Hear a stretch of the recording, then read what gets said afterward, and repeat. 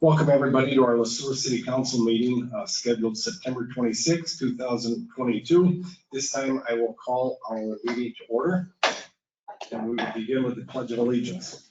I pledge allegiance to the flag of the United States of America and to the republic for which it stands, one nation, under God, indivisible, with liberty and justice for all.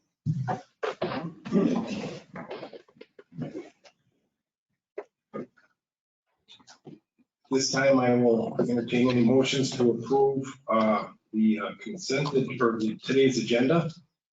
So moved. Mr. Huntington, thank you. Second. Thank you, Councilmember Sullivan. Any discussion, comments? I have a question. Yes. Mr. City Administrator, do you want to move 4C? Yes, thank you. I would ask that council remove item 4.C from the consent agenda. All right, I will entertain a motion to accept tonight's agenda with the exception of the item 4C moving to consent. So moved. Or I'm sorry, 4C moving to the regular agenda. So moved, Councilman. No, Remove completely. Completely. Oh, I'm sorry, I Yes. misunderstood you. Okay, Yeah. so we will be removing item 4C. Correct. Okay, So moved. so moved. And Mr. Huntington and Mr. Sullivan, thank you. Any other discussion, comments, or concerns? If not, all those in favor? Anybody opposed? The ayes have it. Moving on to consent agenda. All items on the consent agenda are considered routine and have been made available to the city council at least 2 days in advance of the meeting. The items will be enacted in one motion. There will be no separate discussion of these items unless a council member or citizen so requests, in which event the item will be removed from the agenda and considered in normal sequence. This time I'll ask our city administrator, Mr. Worby, to review these with us. Thank you, Mr. Mayor, members of council. Tonight's relatively abbreviated consent agenda consists of 3 items. Item A, approve city council minutes from the September 12th, 2022 meeting. Item B, approve disbursements through today, September 26th, 2022. Included in those disbursements are 2 items over $25,000. The first being the city's sales tax for August 2022 payable to the Minnesota Department of Revenue. And the second being to Golf Zone America for the initial payment for the golf simulator, $50,032.50. And then item D, resolution R 2022-040, application for a Veterans Memorial Grant. City staff would like to apply for a grant. The state of Minnesota does provide some very limited funds annually statewide for veterans memorials and the like. And as you can see in your packet, city staff are requesting council's authorization to apply for a grant. At this point, we do not know what the disbursement could be, but of course, any amount would be very helpful as we look to pursue building the new memorial. Thank you. Any questions for our city administrator from the council? Just a couple quick ones. Simulator start date? We don't have a simulator start date right now, but they're probably pre-installed right now. And then the memorial grant application, that had some matching funds, correct? Correct. And who will those matching funds come from? At this point, if we were to be awarded those funds, I would look toward funds that have been donated for the project to serve as matching funds. Perfect, thank you. Unless the city council would like to budget for a contribution to that, which at this point, of course, we've not proposed anything in the 2023 budget toward the Veterans Memorial. So, thank you. Any other questions, comments, concerns? If not, I will entertain a motion to accept tonight's consent agenda. So moved. Thank you, Councilmember Swanberg. Councilmember Williams, thank you. Any other comments, concerns, questions? Otherwise, I will take a vote of all those in favor. Aye. Anybody opposed? The ayes have it.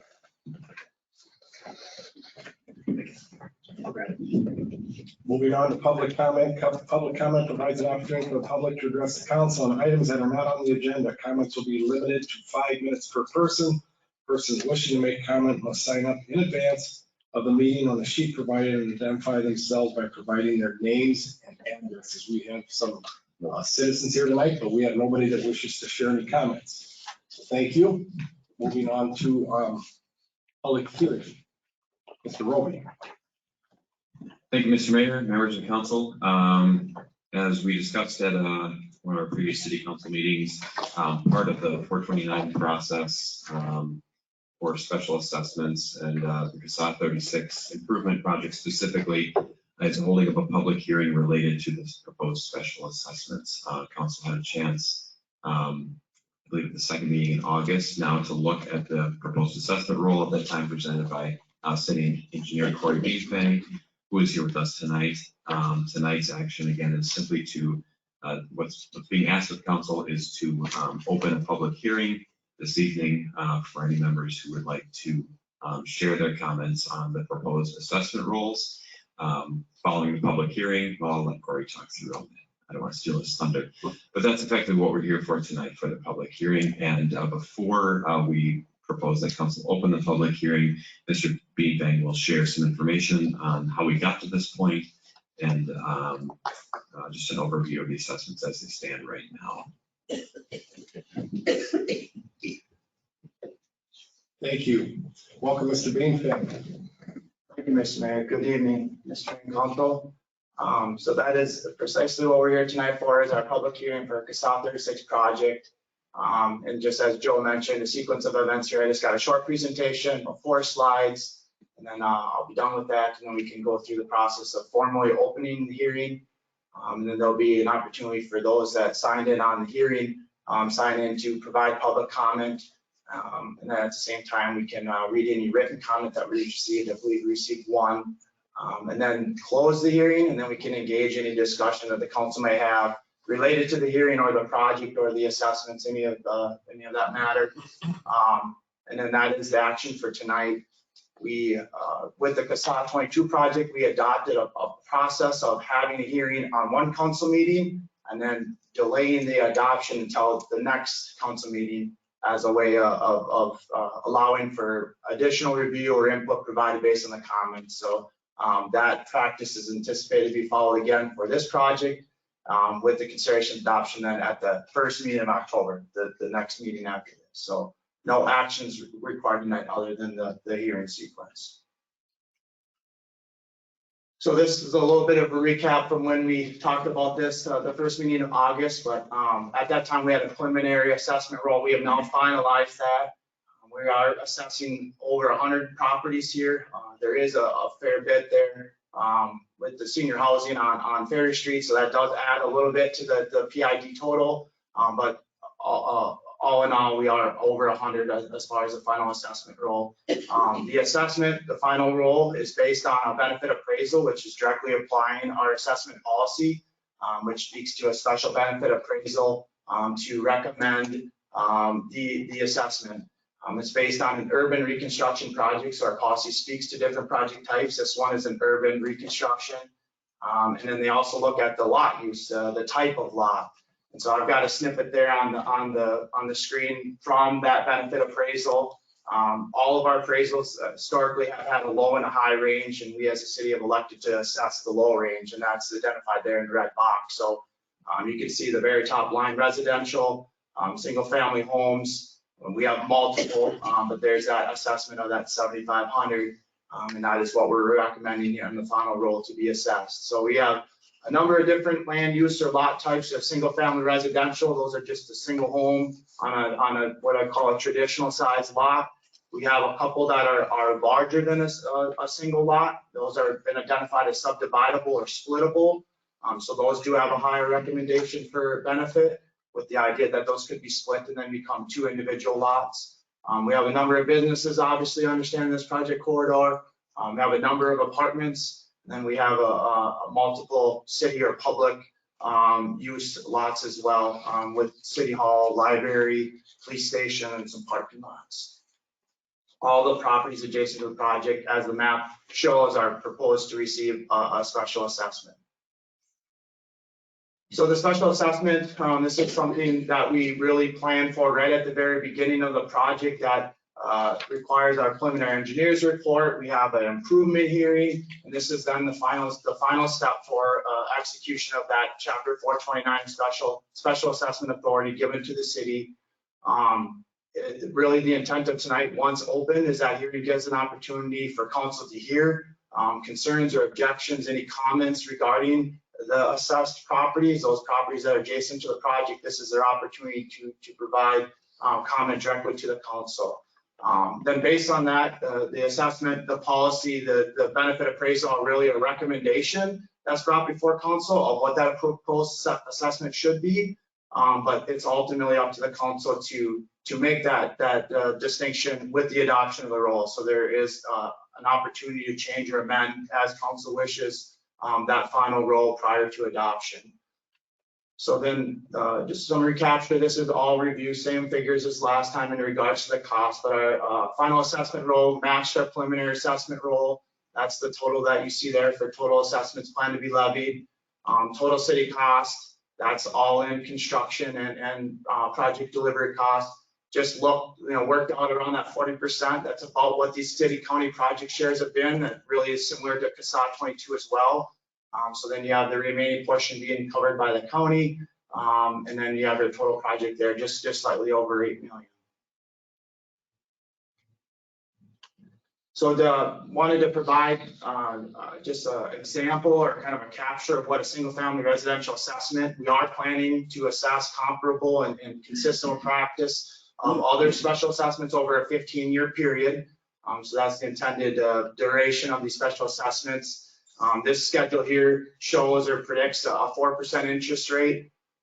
We are basing our final interest rate of our assessments based on our bonding for this 36 project, which we anticipate receiving bids for and finalizing in late November. So that will set the final interest rate. This example here shows is 4%.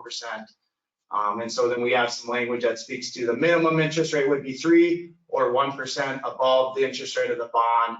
We are anticipating that to be greater than 3. So I would anticipate an interest rate greater than 3 for this project, but that will be finalized and set by resolution then at that last meeting in November.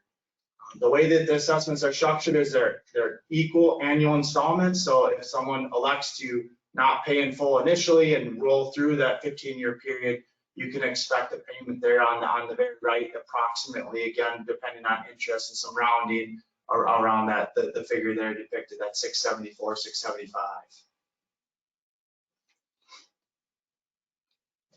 So then in summary, the assessment role finalized based on that benefit appraisal. We've had this appraisal for a while now, so we've had some consistency dating all the way back to the beginning of this year as far as what these proposed assessments were going to be. This is just actual the process now of finalizing this. Hearing notices for tonight and the assessment value, those are published in the official newspaper. We did 2 publications, the 8th and the 15th, so that's the Sueur County News, the Beacon. And then we also do a mailed notice to all the property owners that has, information regarding the assessment, the amount, certainly information about tonight hearing, as well as their payment options, should they choose to pay in full or how the interest is applied. So that's a 2-page letter that was mailed to all the property owners. And then the action as tonight, as we've been noticing and advocating and publishing, is the council to conduct a public hearing. And then again, after the public hearing, we'd ask for any input or throughout the course of the next 2 weeks, then any recommendations like council would like to see for then the consideration of that final rule on October 10th. Once that final rule is adopted, then there's a period of time where folks can pay off in full. And then we as a city are required by the end of November then to officially certify that with the county recorder's office, and then that process then enacts the actual allocation of the assessments on your county property taxes paid off on the annual basis over that course of that 15-year term. Thanks, Corey. I'll jump in really quickly here, if Thank you. it's okay, Mr. Mayor. I appreciate Corey's detail here. I also want to make note that City Attorney Mike Corey has joined us tonight. Mr. Corey and Mr. Corey and Mr. Beefang have been very involved in this process from the very beginning, ensuring that the city complies with everything that we must do legally and what we are allowed to do legally. And so Mr. Corey's here as well if there are any questions around the process. Thank you, Joe. Thank you. Before I ask for a motion open tonight's open hearing, I'd like to know if any council members have any questions for Mr. Corey or Mr. Beanfang before we open that motion. If not, we have a motion to open tonight's hearing. So moved. Thank you, Councilmember Sullivan. Seconded by Councilmember Schlegel. All those in favor? Aye. Anybody opposed? The ayes have it. At this time, is there anybody on the sheet signed up that would like to share any comments regarding the public hearing on CASA 36? Okay.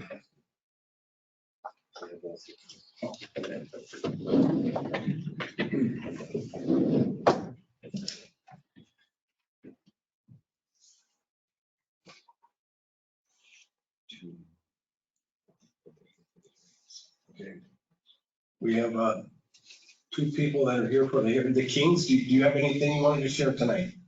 No. No? Okay, very good. Well, Rose, Jack, Okay, yes. that's the You want to step up to the? bonds. Mr. King, could we have you come to the microphone, please, Mr. King? Thank you. That way we can all hear you well. Keep on going. Since the bonds have not been sold yet, are the assessments kind of a guesstimate then? You want to speak to that, Mr. Roby, or would we rather have Mr. Beanfang speak to it? So I can address that, and then if Corey or Mike would like to jump in. The assessment roll itself is not a guesstimate. The assessments are set as proposed. Ultimately, what is not certain right now is what the interest rate on that bond would be.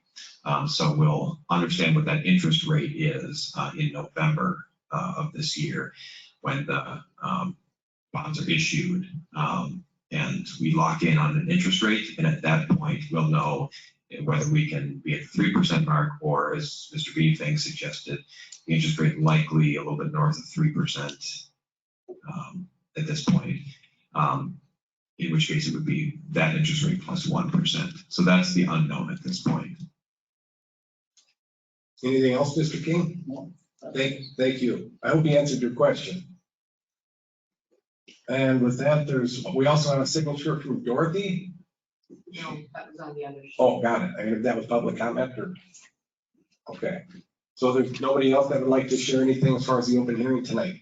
If not, I will. Mr. Mayor, I do have one item. So in the letters that were sent out, property owners were allowed to submit orally or in writing any objections or comments that they had. I did receive an email this evening, approximately 20 minutes ago, just before the meeting opened, that I'd like to read and enter as our public record.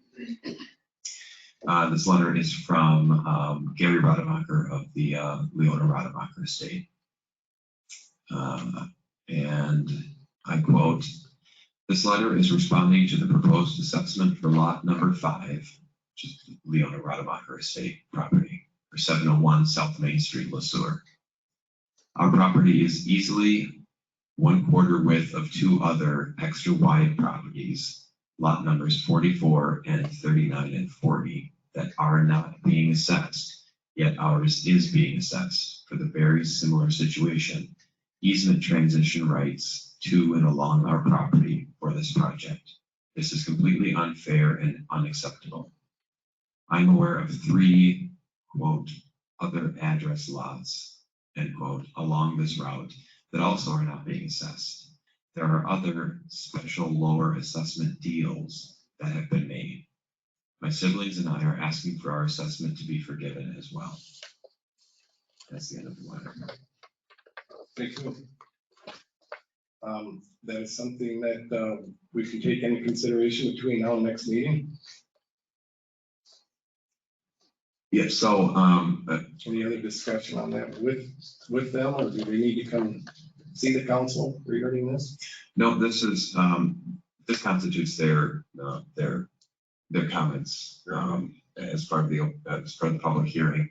And I would say that, in reference to assessments that may eventually be adjusted or waived, what's reflected here in the rolls is the true original assessments themselves. There were several properties along the project that through Mr. Beanfang's work with the property owners, some adjustments did have to be made. We have some combined lots that can be, where the assessment can be deferred. For example, if the lot is splittable, the assessment on the second lot, or the currently unoccupied lot, which could be splittable, could be deferred. As I believe that's what Mr. Rademacher is addressing in his letter. I don't know if there's anything else, Corey, you'd like to add. You certainly may. Okay. That email and those comments will be registered along with any other comments shared tonight. Thank you. Appreciate that. Any other comments? If not, I will entertain a motion to close tonight's hearing regarding facade 36. So moved. Assessments. Thank you, Councilmember Swanberg. Second. Councilmember Grogan, thank you. Any other comments, concerns? If not, all those in favor? Aye. Anybody opposed? The ayes have it.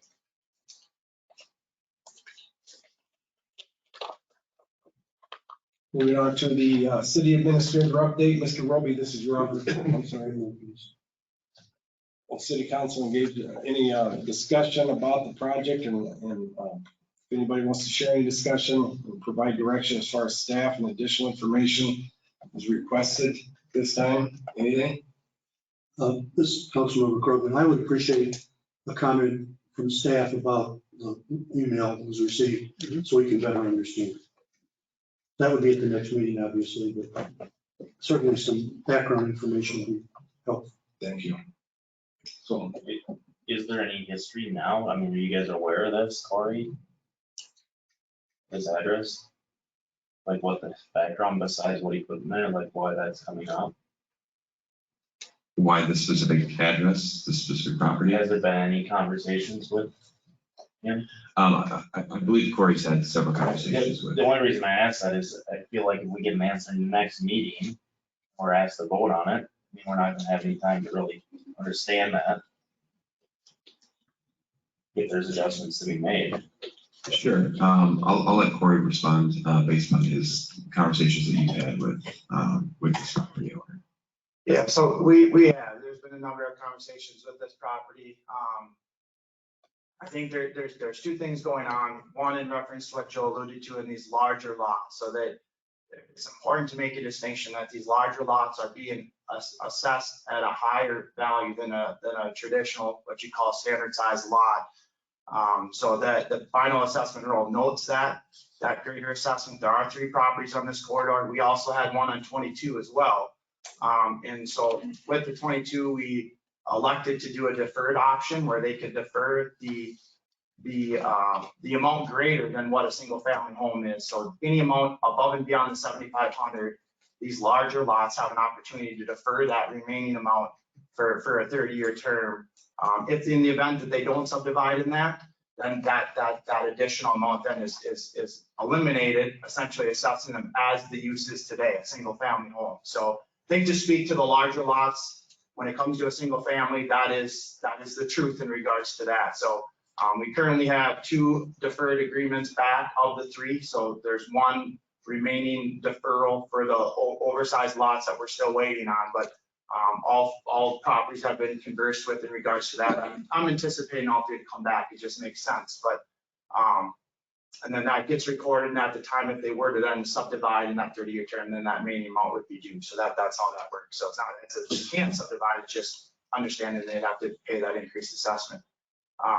So that's that. In regards to the easements, yes, there was a lot of easements secured on this corridor, nearly 40 easements in total, ranging from retaining wall rights of entry to new sidewalk to electric utilities. We're converting all of the electric to underground in this corridor, required granting of an easement on the entire west side.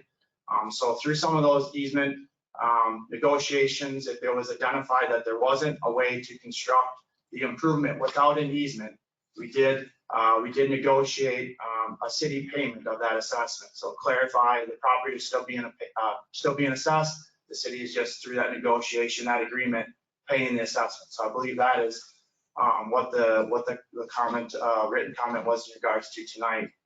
In this particular property that's of reference, we are able to modify the improvement to construct without the easement. So it's an exception to the ones that we have successfully negotiated in the event that we didn't have a viable option to modify the improvement to construct. This one we did have, and so we were trying to be cognizant of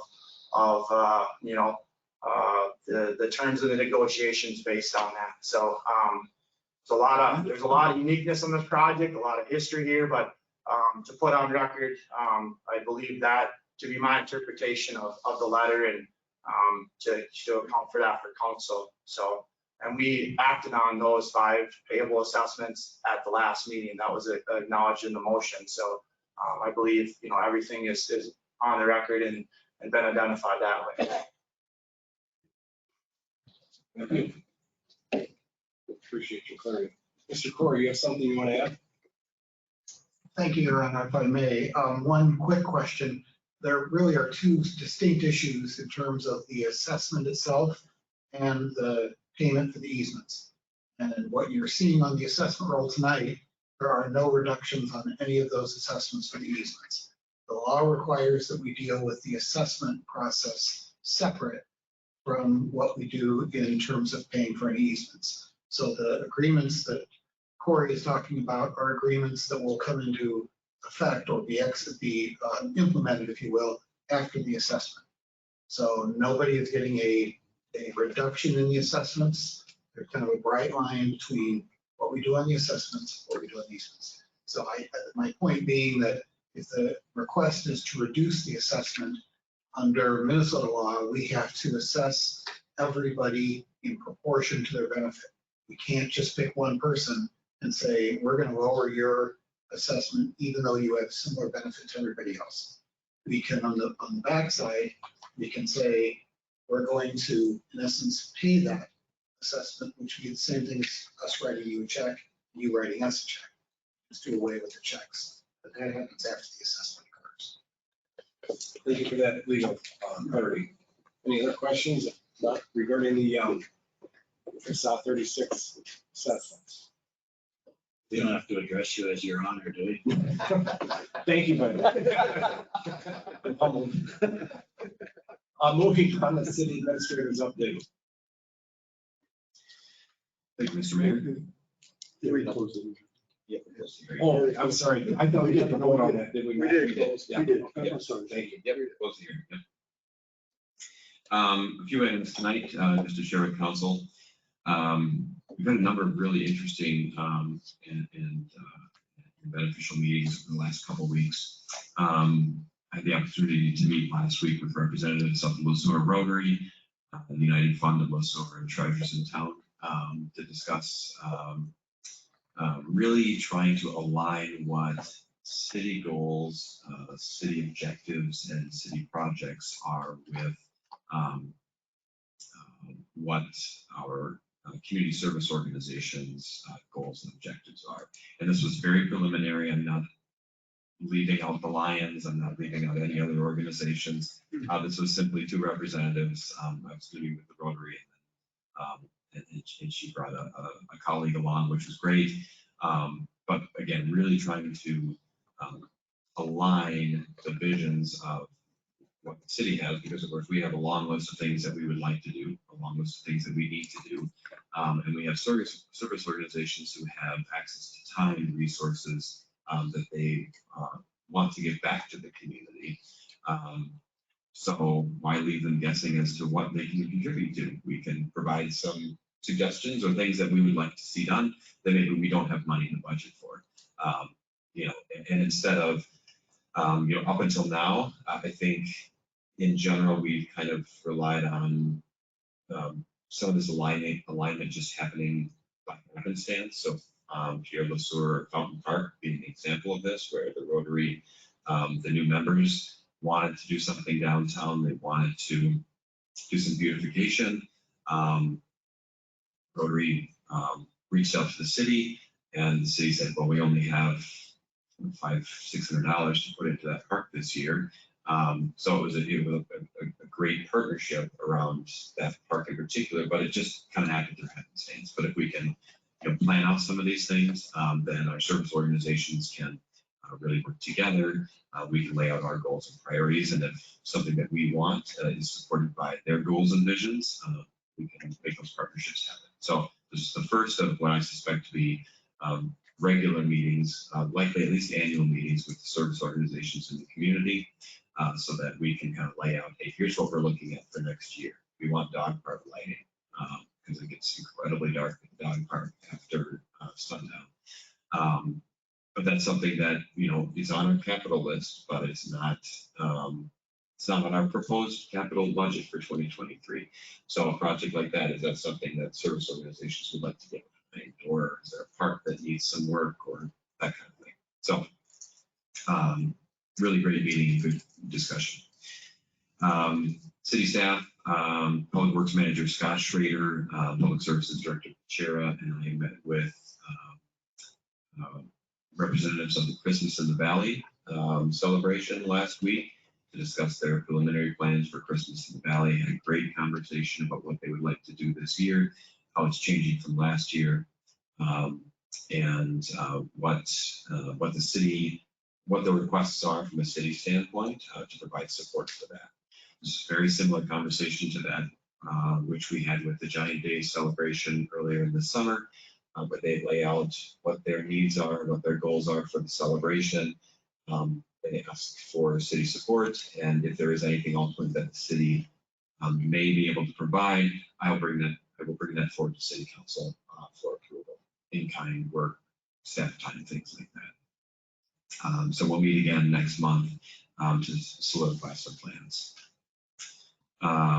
The city's 2021 financial audit is wrapping up at long last, and that will be, the auditors will be here at the second meeting in October to give their presentation to City Council. We had a great meeting with the EDA before this meeting started, and one of the items that came up was economic development support. The EDA did vote to approve a contract with CEDA, Community Economic Development Associates, out of Chatfield, and they provide economic development, staffing support, and consulting support to a number of cities and counties, primarily in southern and southeastern Minnesota. The goal there really is kind of an acknowledgement that the community development director role that we saw with San DiMaggio is not something that the market is willing to provide us right now. And that position, of course, provided both economic development support and served as the executive director of the EDA, and also provided planning and zoning support for the city, served as a zoning administrator and planning coordinator for the city. With the approval of the EDA tonight for a contract for CEDA, which will provide economic development support on site 2 days a week, which we're very excited about. From a zoning standpoint, I've had a lot of conversations with current building official Justin Nielsen, and through those discussions, my goal would be to modify his job description to also allow him to serve as the zoning administrator for the city. Justin lives and breathes the zoning code all day, every day as part of his job, and he has been kind of serving as an informal interim zoning administrator since San DiMaggio left. So I think it's a very natural progression for him. He's very excited about jumping into it, and I'm thrilled that he wants to do it. So I want to provide that update. The October 10th regular city council meeting is a Monday night. I will be unable to be with you that evening. Rich Kuchera and Stacy Lawrence will be filling in for me that evening. I have a commitment that I was committed to before I took this position And I will be away that Monday evening at Eagle Bluff for the 5th graders. You know, I have a quick question. That's technically a legal holiday, Columbus Day. Do we normally Yeah. meet that? Yeah, I think so. Mr. Corey has something. Oh, Mr. Corey, well, there might be something. So the law does recognize Columbus Day as an optional holiday.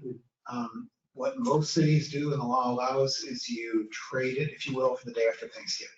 So you can conduct business on Columbus Day, and as I recall anyway, and move your day off, if you will, to the day after Thanksgiving.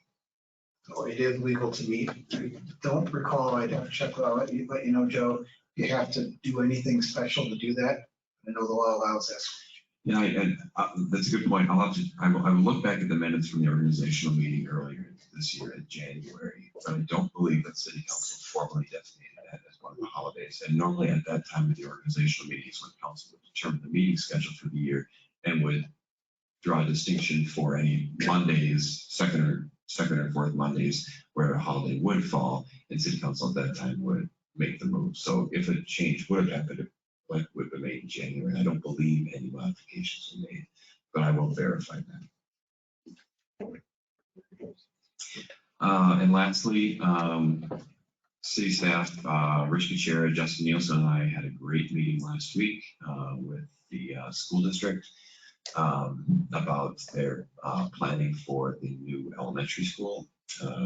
And specifically, the meeting was around the school trying to get things in order from a timeline standpoint. Their goal, of course, is to open that new school for the fall of 2024. Backing that up, there are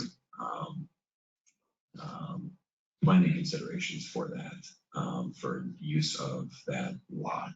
And so we are, the district and their architects wanted to know what is required of the city for them as far as any variances, permits, things like that.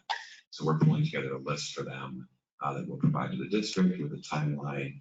They'll have to come to the planning commission at some point to discuss what their plans are for the footprint. And it also gave us a good opportunity to talk about some other things like utility access and things like that. There's a really beautiful easement that runs right through, utility easement that runs right through that property. Corey is very well aware of it.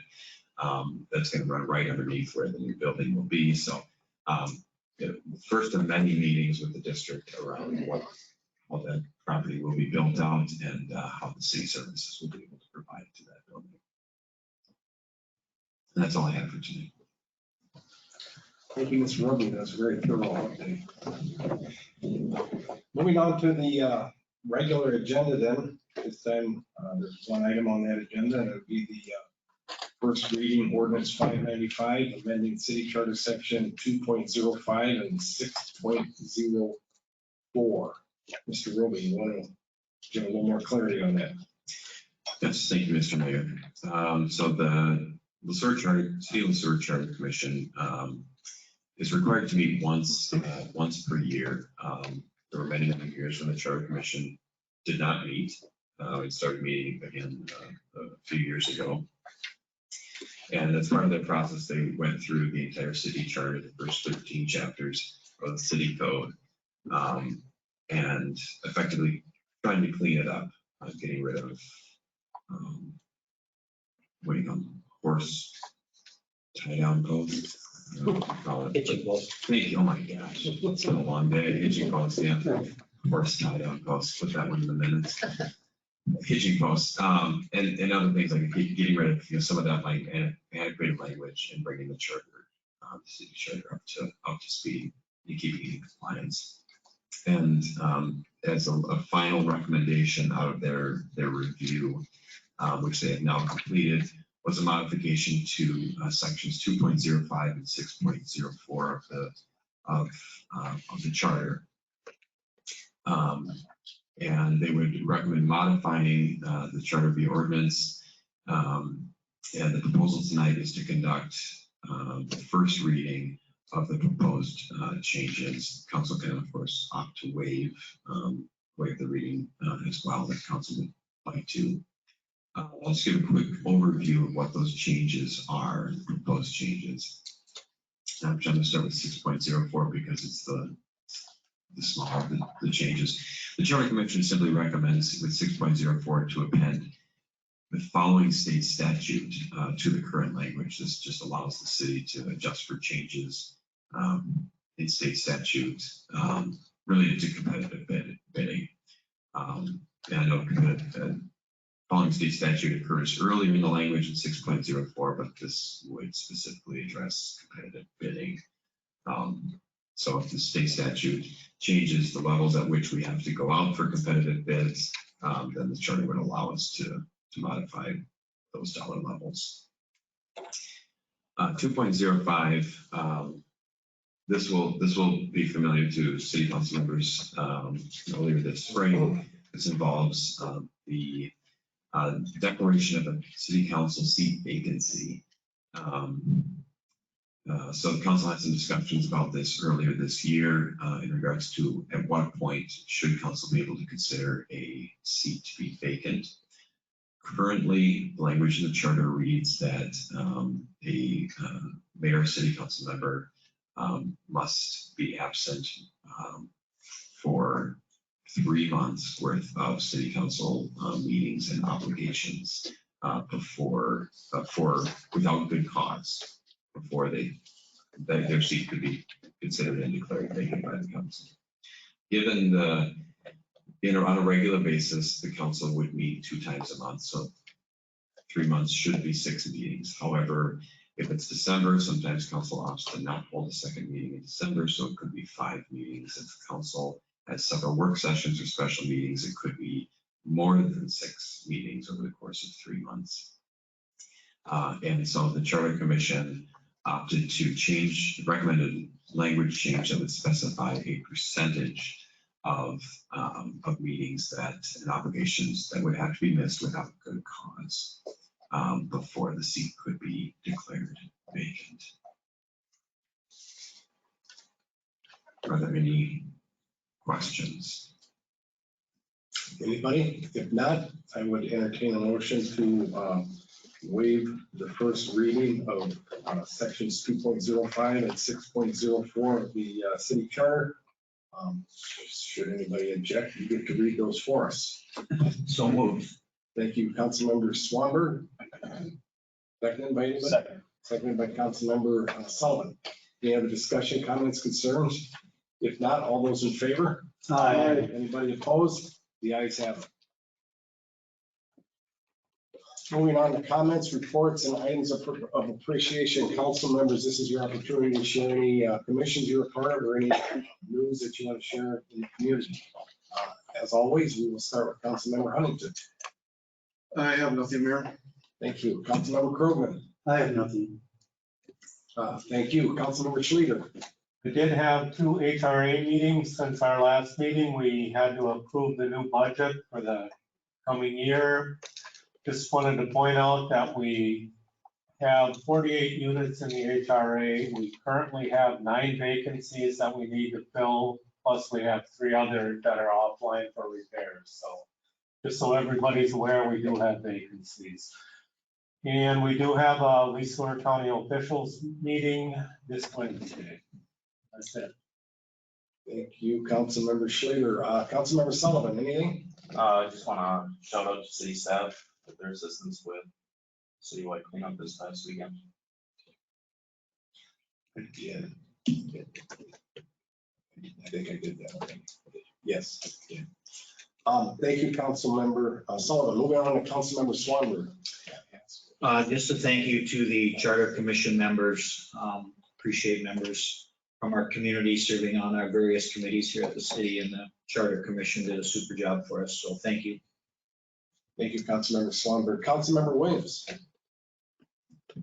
I just want to acknowledge the staff at the community center and working with us people as they change over their entry system. So some of us are feeling insecure about using the phones and downloading that app, and thank goodness the card still works. So appreciate the staff and constant communication. Thank you. Moving on to myself, I had nothing to share tonight. With that said, I would entertain any motion to close this meeting. So moved. Okay, Councilmember Schleter, seconded by Councilmember Wynn. All those in favor? Aye. Anybody opposed? Thank you, everybody.